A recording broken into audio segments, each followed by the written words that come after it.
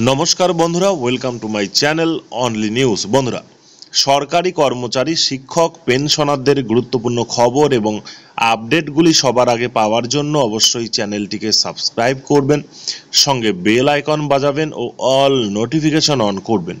তো বন্ধুরা, এই মুহূর্তে খুব গুরুত্বপূর্ণ খবর রাজ্যের সরকারি কর্মচারী, শিক্ষক, পেনশনারদের জন্য। আপনারা জানেন দীর্ঘদিন ধরে আন্দোলন চলেছে অনশন রাজ্যের সরকারি কর্মচারীদের কেন্দ্রীয় হারে ডিএ প্রদানের জন্য এবং অন্যান্য দাবিতে।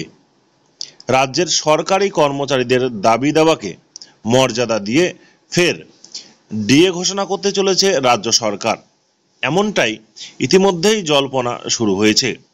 মনে করা হচ্ছে দুর্গাপূজার আগেই খুশির খবর হতে পারে রাজ্যের সরকারি কর্মচারী, শিক্ষক, পেনশনারদের জন্য। 10% ডিএ ঘোষণা করতে পারে রাজ্য সরকার। যেহেতু কেন্দ্র এবং রাজ্যের ডিএর পার্থক্য বিরাট অঙ্কের, তাই কমপক্ষে 10% ডিএ ঘোষণা করতে পারে রাজ্য সরকার। তারপরেও অনেক পরিমাণে ডিএ বাকি থাকবে পশ্চিমবঙ্গের রাজ্যের সরকারি কর্মচারীদের।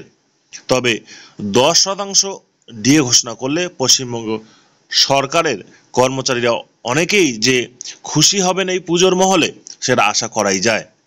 তবে যে খবর পাওয়া যাচ্ছে 10% ডিএ ঘোষণা হলেও তা লাগু হতে পারে 1 জানুয়ারি 2025 থেকে।